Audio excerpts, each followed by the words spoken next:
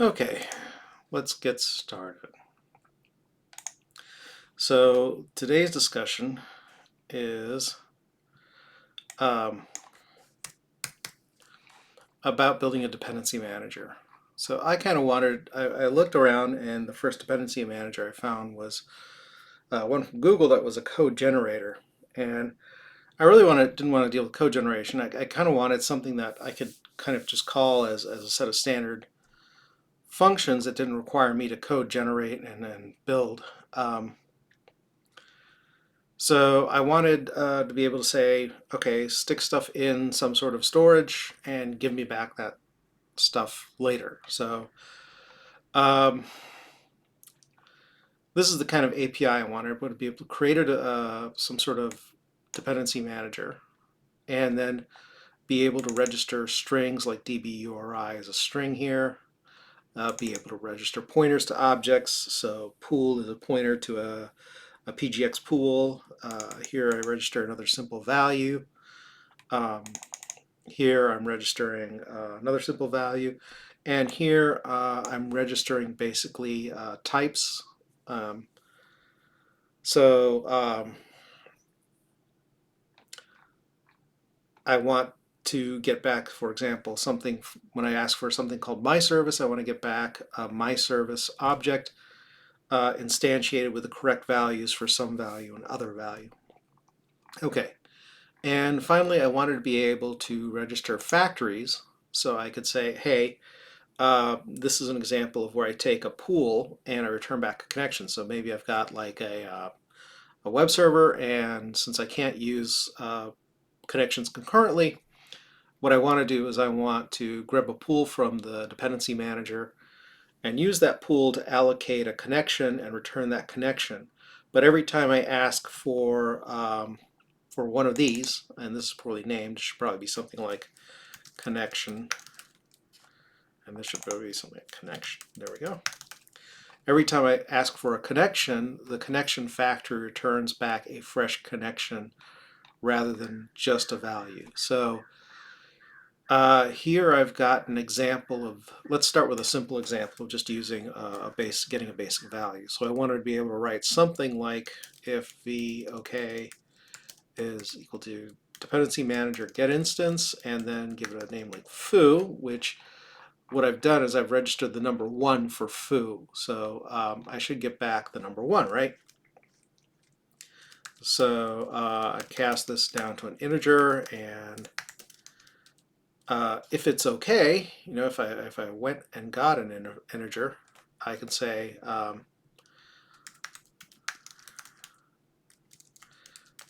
got foo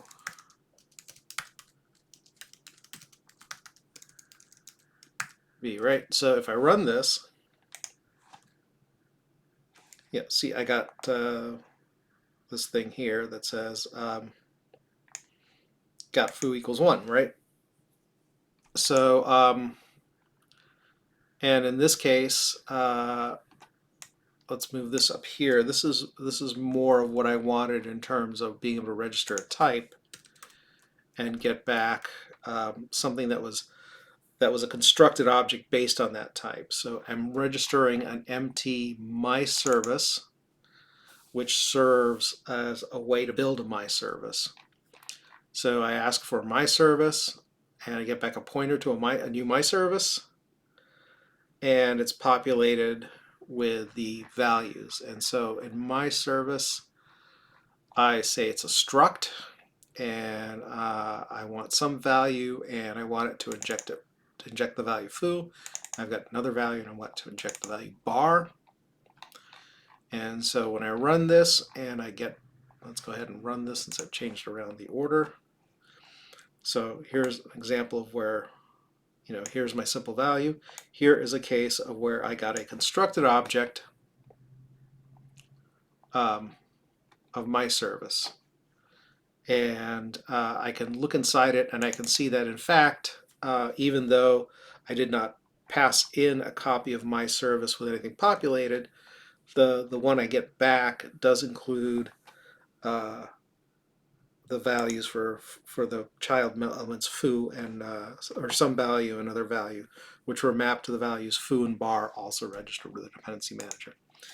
And finally, here I have an example of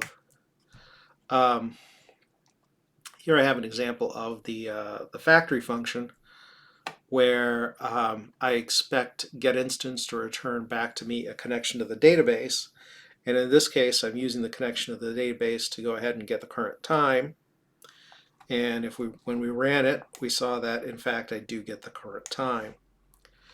And then I have a few examples of where I've registered variations of parents with child objects with injected values, or pointers to child objects.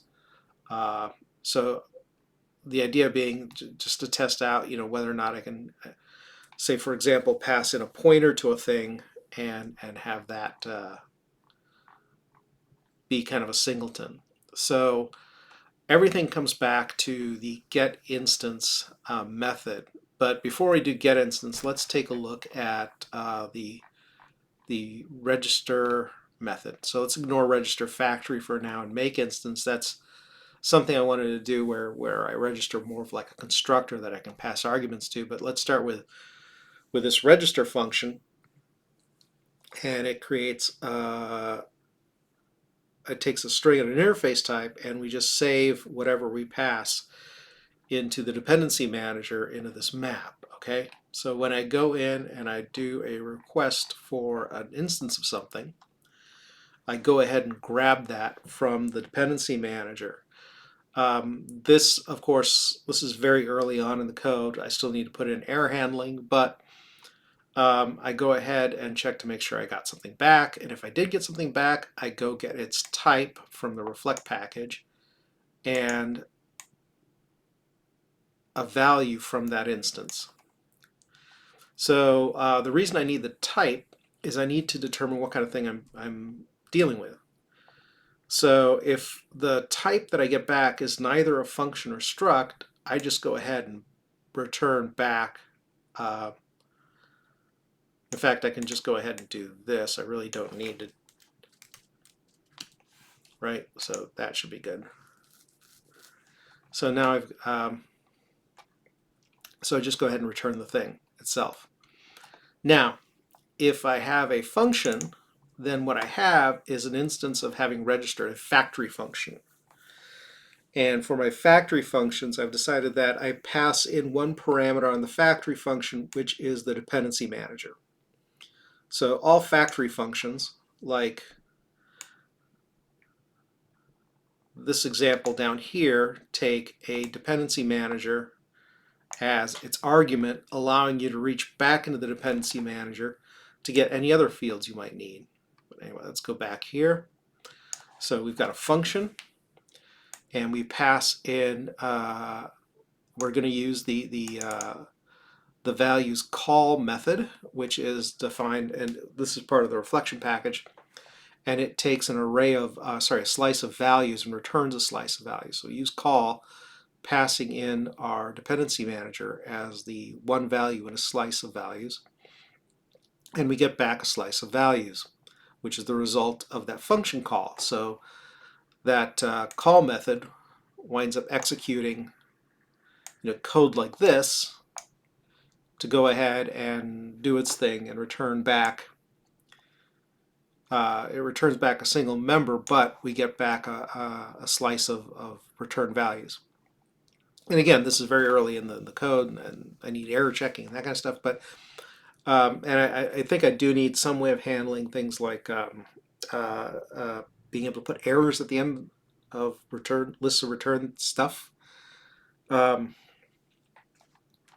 Anyway, so I take the first result in the slice and return back its interface. So this handles the factory method. The other possibility is that we get back a struct. So if I get a struct back, what I'm doing is I'm using the struct to pass a specific type.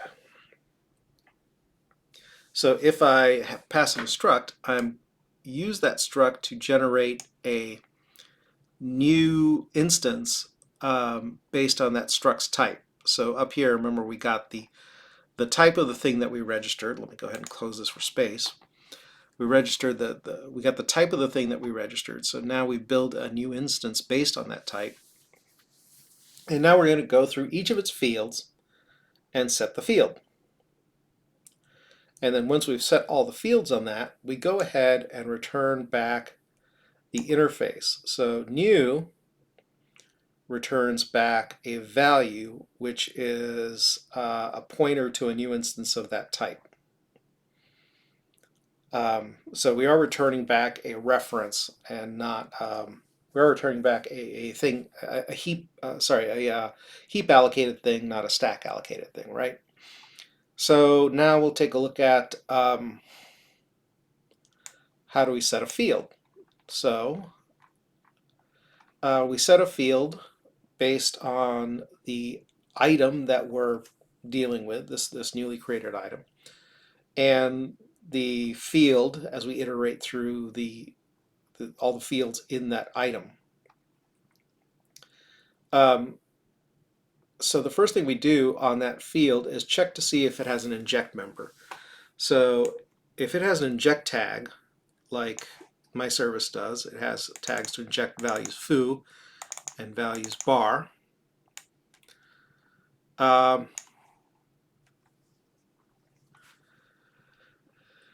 If we do have that tag set, then we use the name on the tag for the thing that we attach to this object, or we use the field name itself. So if I have a field name foo, I would go ahead and get the instance of the thing named foo. And so now either way I've got a value, and I go ahead and set the item by its name. So now I get the field on the returned item, and if the again, I could have passed the field in, but instead I just go ahead and grab it down here. So I want the field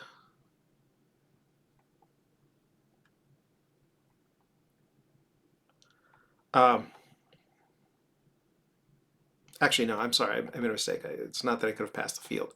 Anyway, long story short, I get the item, dereference the pointer that's implicit in this item, and I look up the field by name. And the name is just the thing that I pulled out of the set field method to indicate, whether or not I should look it up by injected, by a specific name, or by a name that matches the name of the field that I'm injecting into. So first off, are they both the same kind of thing?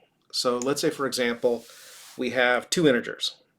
So I have a field on the element or on the item that is an integer, and I have registered an integer. They're both the same kind of thing, so we just go ahead and set it.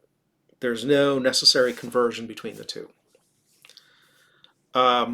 This also works if the two things are both pointers. So for example, if I have a pointer to, if the field that I'm injecting into is a pointer to a person, and I've registered a pointer to a person, and everything kind of lines up, and you can just set that in there. Likewise, if I have the element of type person and I have a value of type person, I can just inject it in, right? So the other option is that the value that I have, the value that I've gotten, that I'm passing into here, that I got from calling getInstance here, is a pointer. But because they're not both pointers, so this would have caught the situation where they're both pointers. Because they're not both pointers, this is not a pointer. So I go ahead and dereference the pointer here when I set it. So when I call field.set to set the field value, I dereference it. And here, if I have something that I'm injecting into as a pointer, so in this case, the value I got back is not a pointer, but I'm injecting it into a pointer value. So I have a struct that has a int pointer, and I have a value that's an int. I need the reference to the int, right? So I go ahead and get the reference to that value and inject that in. And so in these examples so far, and again, this is pretty early on, so I've got a lot of testing to do and I've got a lot of validation. And code like this does require a lot of testing and looking for edge cases. But so far it's looking pretty good, and I hope to get this rolled into my regular project pretty soon here. And maybe split out in its own for other folks to use. But anyway, I just wanted to walk you through that, and I wanted to show you how, kind of a little bit how to use the reflection package, and maybe help you get started with that. Anyway, that's going to be it for today, and I will see you again soon.